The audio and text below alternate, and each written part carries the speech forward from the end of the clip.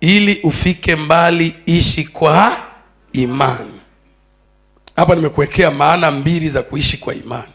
Kuishi kwa imani kuna maana ya kuwa na tumaini la kufanikiwa kesho. Ni kweli leo sina nyumba, ni mpangaji, lakini moyoni mwangu sitaishi kama mpangaji, nitaishi kama mwenye nyumba kesho.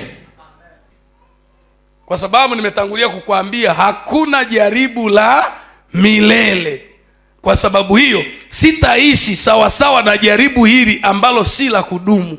Nitaishi sawasawa na yale ambayo Bwana ananipatia kesho baada ya hili jaribu. Sema amen, haleluya. Ishi kwa tumaini la kufanikiwa kesho. Umeolewa, huna mtoto, usiishi kama mgumba, usiishi kama tasa.